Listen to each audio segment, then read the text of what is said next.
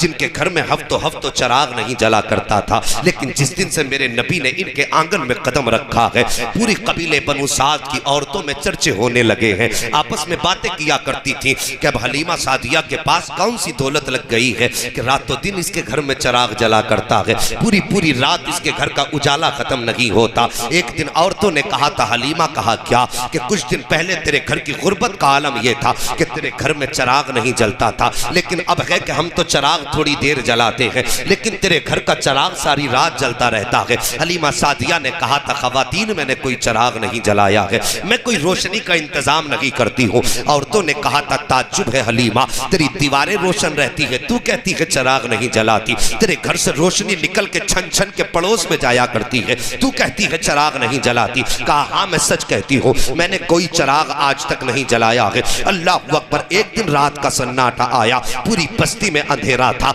लेकिन हजरत हलीमा सादिया के आंगन में उजाला ही उजाला था। औरतें इकट्ठा हुई, कहने लगी चलो आज हलीमा की चोरी पकड़ी गई है। रंगे हाथों हलीमा को पकड़ते हैं, ये कहती है मैं चिराग नहीं जलाती हूँ, आज बताते हैं कि चिराग जल रहा है कि नहीं। औरतें इकट्ठा होकर हजरत हलीमा सादिया के दरवाजे पर आई है। जैसे दरवाजे पर दस्तक दी है, अंदर आपके शौहर मौजूद थे। दरवाजे पे दस्तक हुई, रात का वक्त था। शौहर कहने लगे, बीवी तुम जाके दरवाजा खोलो, हो सकता है कोई दूध वाला आया हो जिसका हम पे कर्ज है, पैसे लेने आया हो। मैं क्या जवाब दूंगा। अल्लाह अकबर। हलीमा कहती है नहीं आप जाइए। ये बातें होती रही, फिर हजरत हलीमा उठी, डरते डरते जाके दरवाजा खोला। जैसी दरवाजा खोला, औरतों की भीड़ देखी है। हलीमा सादिया चुप खड़ी हो जाती है, सोच रही थी शायद कोई कर्जा लेने वाली होगी, कोई अपना पैसा वसूल करने वाली होगी, लेकिन फरमाती है जैसी मैं जाके खड़ी हुई, औरतों ने कहा था हलीमा आज तुम्हारी चोरी पकड़ ली गई है। मैंने कहा था कौन सी चोरी। फरमाती जब मैंने कहा ना कौन सी चोरी, तो उन्होंने ये कहा था कि तुम तो कहती हो कि चिराग नहीं जलता,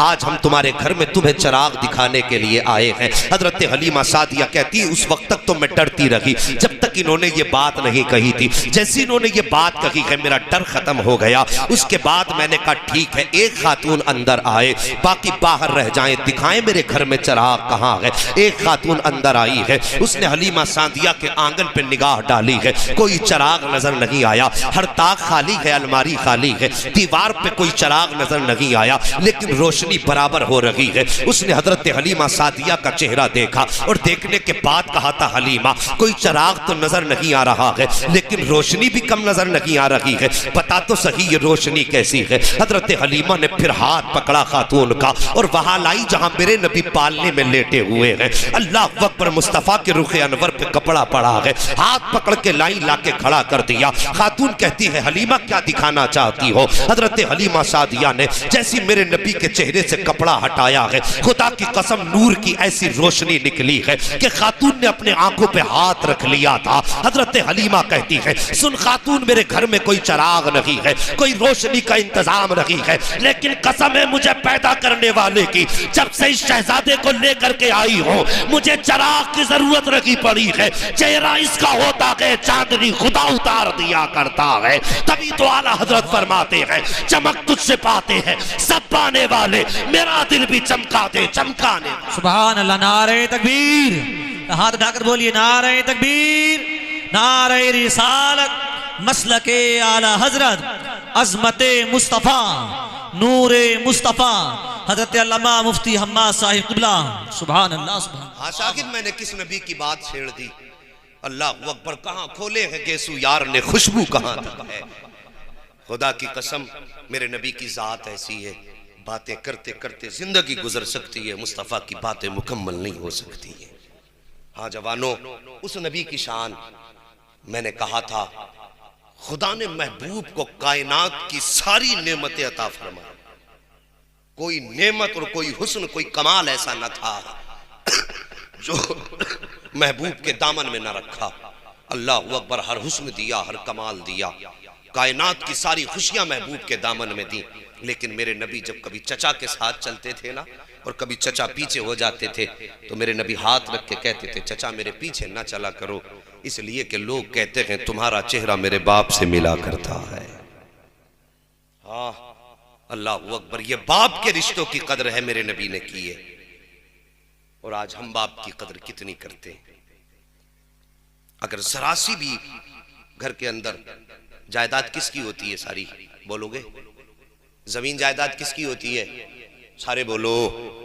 बाप की होती है ना, उसकी मर्जी है, वो तुम्हें 1 दे या 100 दे या बिल्कुल ना दे, है उसकी अपनी मिल्कियत है। उलमा से पूछिए, वो मालिक है, वो तुम्हें चाहे तो दे चाहे तो ना दे, मर्जी है उसकी।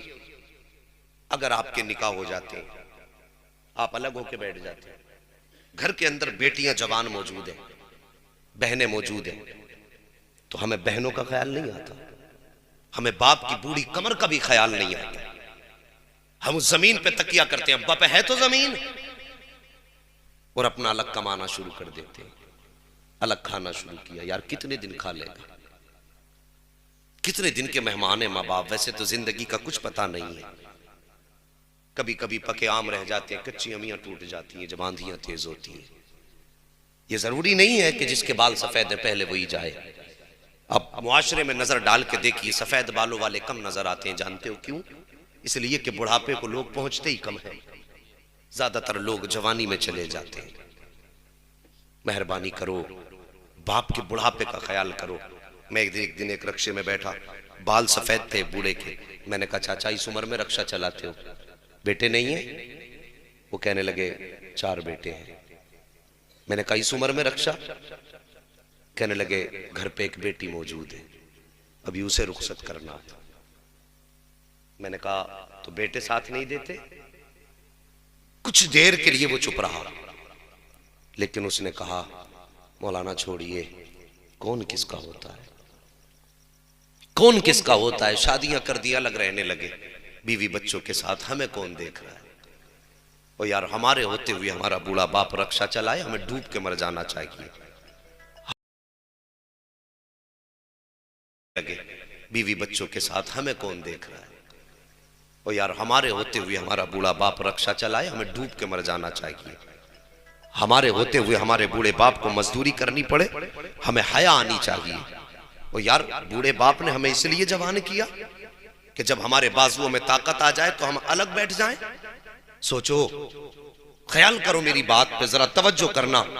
यहां मजे लेने के लिए मत बैठना, कोशिश करना अल्लाह हमें महबूब का सच्चा इश्क अता फरमा दे। आमीन आमीन। हाँ, साकिब उजाले अपनी यादों के हमारे साथ रहने दो, न जाने किस गली में जिंदगी की शाम हो जाए। चलते फिरते मौतें हो रही हैं, थोड़ी देर में खबर आती है, वाह फला नहीं रहा। लोग कहते हैं यार अभी तो हमसे बात की थी फोन पे। एक दिन ऐसा आएगा हमारा भी ऐलान मस्जिद से कर दिया जाएगा, फला नहीं रहा।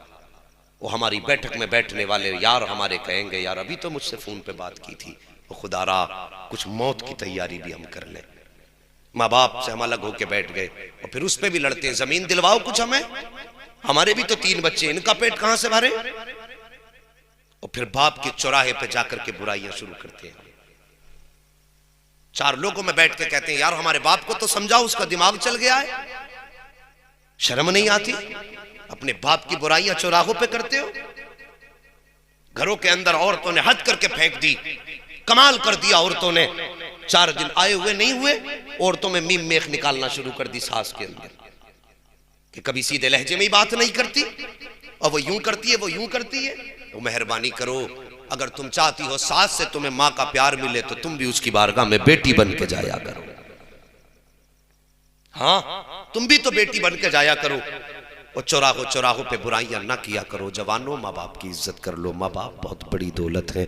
और दुआएं मांगा करो, अल्लाह करे कोई यतीम ना हो, किसी के सर से बाप का साया ना उठे। वरना याद रखना, जिस दिन बाप का साया चला जाता है उस दिन ऐसा लगता है जैसे सर से सूरज हट गया है। जिस दिन माँ की ममता का आंचल सिमट जाता है ऐसा लगता है जमीन तंग हो गई है। आओ तुम्हें बताऊं माँ बाप की जुदाई कितनी दर्द दिया करती है। एक दिन मेरे नबी हज़रत सरवर कौनैन सल्लल्लाहु तआला अलैहि वसल्लम को अबू जहल ने सर पे पत्थर मारा। मेरे नबी के सर पे पत्थर लगा, मेरे सरकार हरम काबा में गए, आंसू बहा रहे हैं, खून भी सर से बह रहा है। मेरे नबी ने किसी से शिकवा नहीं किया था, सजदे में सर रख के कह रहे थे, या अल्लाह जिससे तू राजी है उसमें तेरा महबूब राजी है। रोते रहे हरम काबा में। अल्लाहु अकबर। उसी दिन हजरत अमीर हमजा शिकार से वापस आए, खादिमा से कहा खाने का इंतजाम करो। खादिमा ने खाना ला के दस्तरखान पे बिछाया, लगाया, जैसी लगाया ना, खादिमा की आंख में आंसू थे। हजरत अमीर हमजा कहने लगे कि तेरी आंख में आंसू किस लिए? उसने कहा मुझे लगता है खानदान कुरैश की तलवार को जंग लग गया है।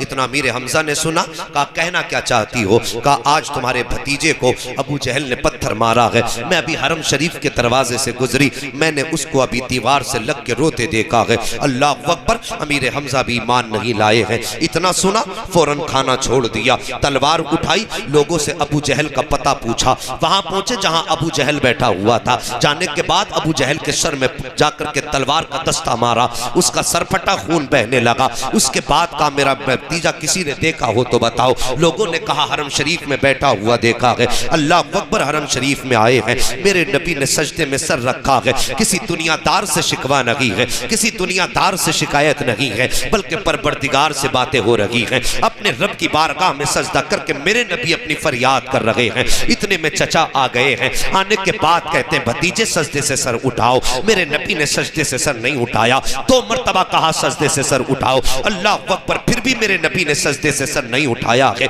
तीसरी मरतबा जब चचा ने कांधे पे हाथ रख के कहा भतीजे जरा सर तो उठाओ, मेरे नबी ने सजदे से सर उठाया, उठ के खड़े हुए। फरमाते हैं चचा क्या बात है? उसके बाद कहते हैं भतीजे खुश हो जाओ, मैं तुम्हारा बदला लेकर के आया हूँ। मुअर्रिखीन ने लिखा है कि चचा ने यूं बाजू फैलाए हैं और नबी को गोद में लेना चाहते थे। मेरे नबी ने फौरन चचा के बाजू झटक दिए और तारीखी जुमले इरशाद फरमाए। आप फरमाते चचा जाइए, आज मेरा कोई चचा नहीं है, अगर मेरा कोई चचा होता तो अबू जहल मुझे रास्ते में पत्थर न मारता। और तारीखी जुमला मेरे नबी ने कहा था, ओ चचा अगर आज मेरे बाप अब्दुल्ला होते तो किसी में हिम्मत नहीं होती जो मेरी तरफ आंख उठा के देख लेता। आज मेरे सर पे वालिद का साया नहीं है, इसलिए लोग पत्थर मार रहे हैं। अगर माँ का साया होता तो आज मैं तन्हा हरम में बैठ करके आंसू ना बहाता। ओ साहिब, माँ बाप की कदर कर लो।